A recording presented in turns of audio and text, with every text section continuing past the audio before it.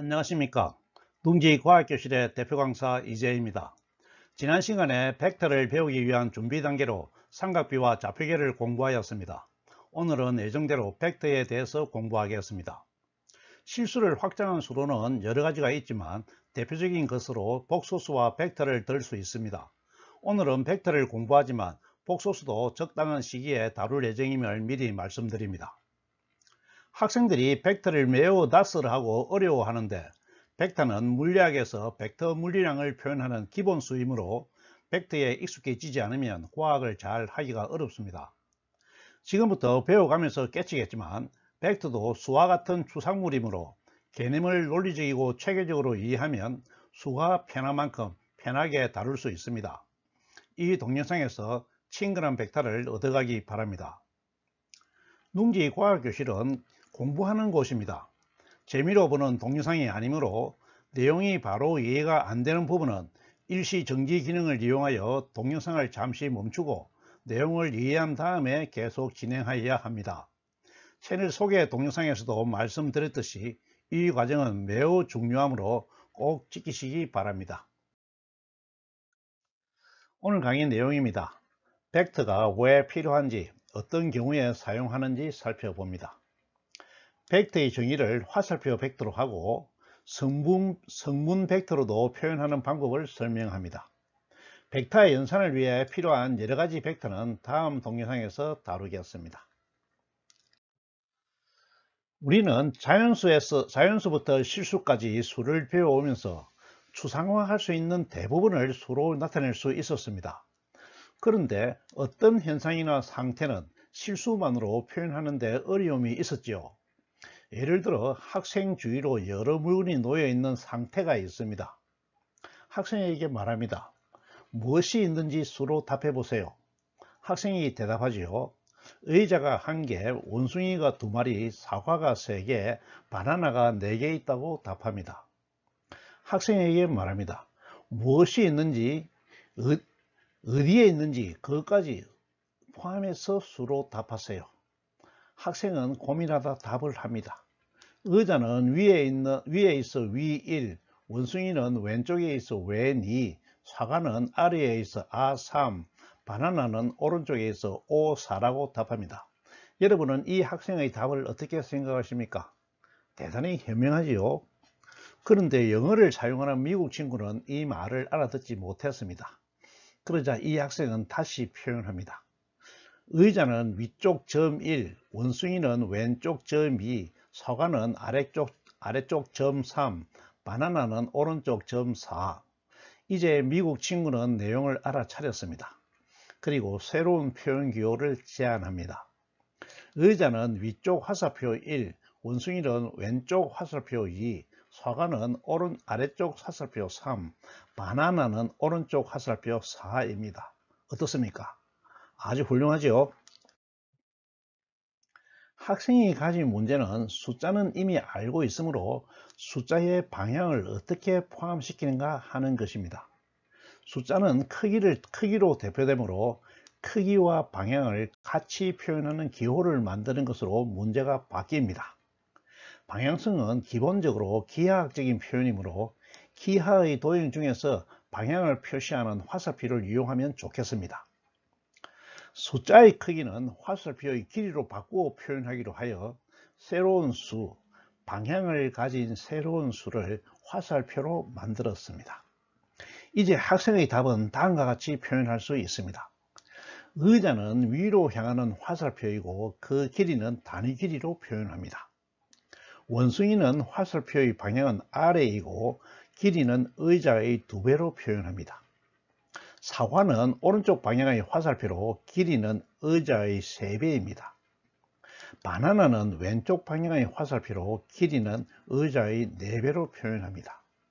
답이 정확하게 되었나요? 이제 벡터를 정의하겠습니다. 추상 개념을 표현하는 기호는 화살표를 사용합니다. 화살표 자체가 숫자처럼 수학의 대상임을 이해하기 바랍니다.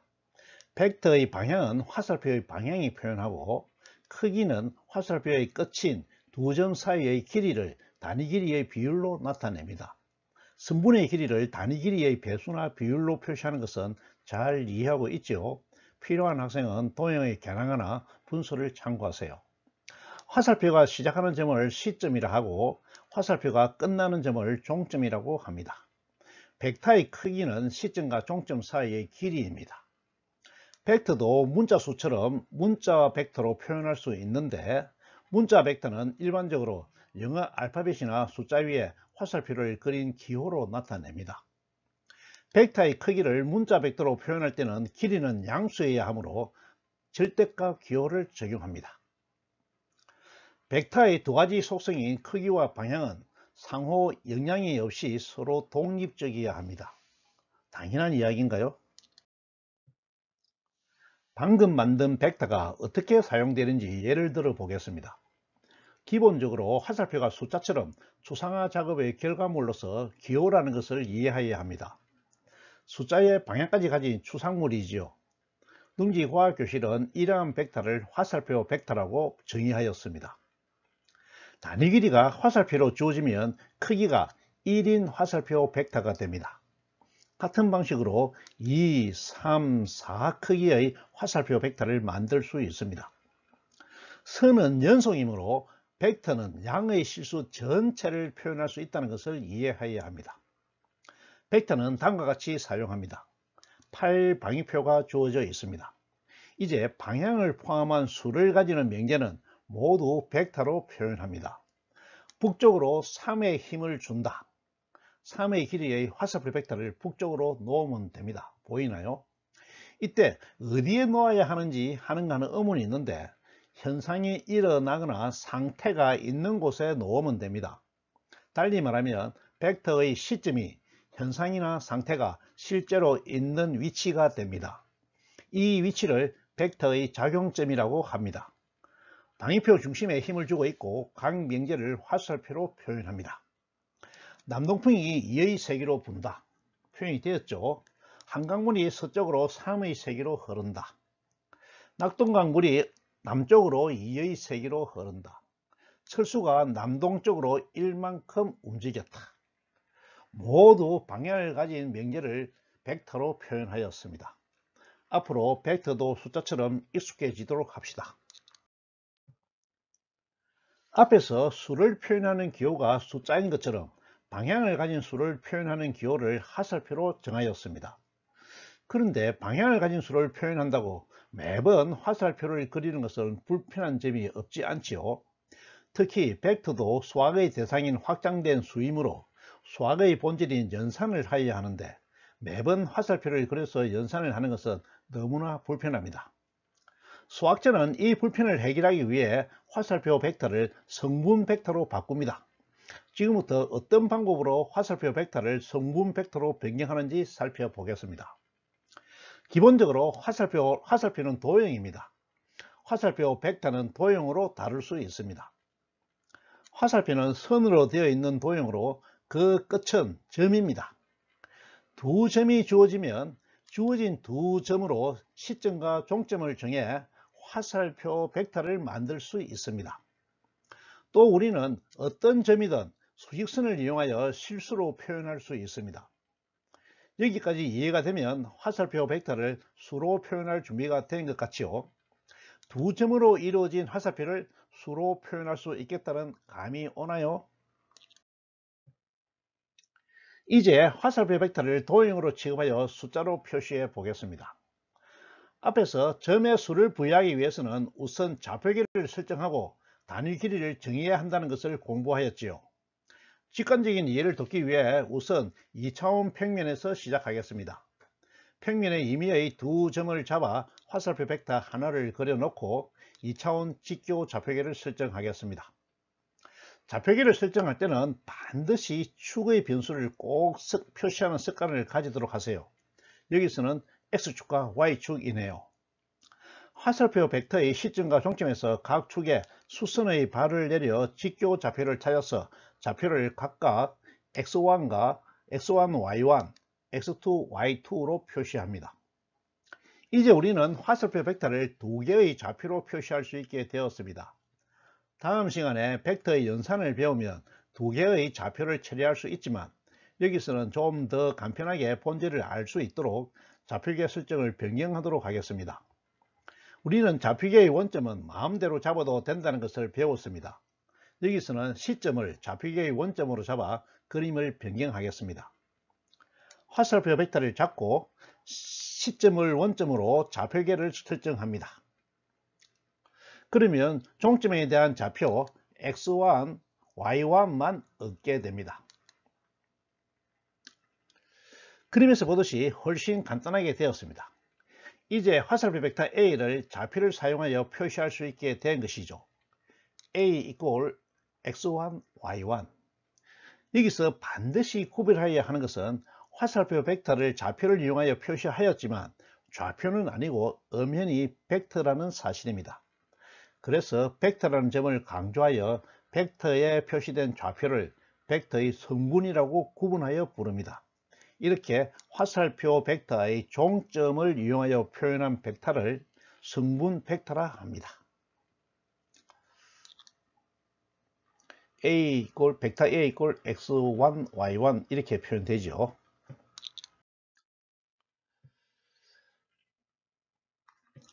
주어진 화살표 벡터에 좌표기를 설정하고 화살표 벡터의 종점 좌표를 이용하여 표현한 벡터를 성분 벡터라 하였죠.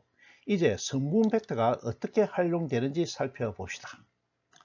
좌표계가 설정되면 화살표 벡터는 화살표를 그리지 않고 그 점의 좌표값을 이용하여 성분 벡터로 바로 표현할 수 있습니다. 아주 편리하겠죠. 성분 벡터는 언급이 되든 안 되든 좌표계 설정을 전제로 하고 있는 것도 이해합니다. 실제에 있어서는 좌표계조차도 그림으로 그리지 않고 성분만으로 벡터를 표현하죠. 필요하면 언제든지 해당 좌표계를 설정할 수 있으니까요. 성분 벡터는 좌표계를 전제로 하고 있다는 것을 항상 염두에 두어야 합니다. 성분 벡터는 원점에서 성분의 점까지 직선을 그어 화살표 벡터로 바꿀 수 있습니다. 너무나 당연한 이야기인가요? 설정된 좌표계의 공간이나 평면에서 좌표값으로 화살표 벡터의 방향과 크기를 표시할 수 있습니다. 성분 벡터에서 벡터의 크기는 원점에서 성분 좌표점까지의 거리이고 방향은 원점에서 성분 좌표로 그은 선의 방향으로 정의합니다. 성분 벡터의 가장 큰 장점은 화살표를 표시하지 않고 연산을 쉽게 할 수 있다는 것입니다. 이것은 다음 시간에 직접 확인하도록 하겠습니다. 그림으로 화살표 벡터를 성분 벡터로 변환하여 봅시다. 주어진 평면에 화살표 벡터가 주어져 있습니다. 이것을 성분으로 표시하려면 먼저 좌표계를 설정하여야 하겠죠. 벡터의 시점을 지나는 X축을 그립니다. 단위 길이 1을 정하고 종점의 좌표 3을 구합니다. X축의 수직으로 벡터의 시점을 지나는 Y축을 그립니다. Y축의 단위 길이 1을 정하고 종점의 좌표 2를 구합니다. 벡터 A를 좌표를 이용하여 벡터 A 이꼴 3,2로 성분 벡터로 표시합니다. 이해가 되시나요? 반대로 성분 벡터를 화살표 벡터로 바꾸어 봅시다. 주어진 평면에 성분 벡터 A 이꼴 -2, 3이 주어져 있습니다. 좌표계를 설정하기 위해 원점을 정하고 직교 좌표계를 설정합니다. X축의 단위 길이 1을 정하고 성분 벡터 좌표 -2를 잡아 표시합니다. Y축에도 단위 길이 1을 잡고 성분 벡터 3을 표시합니다. 성분 벡터의 성분 -2, 3에 해당하는 점을 구합니다. 원점에서 점까지 화살표를 그립니다. 이 화살표가 성분 벡터를 표현하는 화살표 벡터가 됩니다.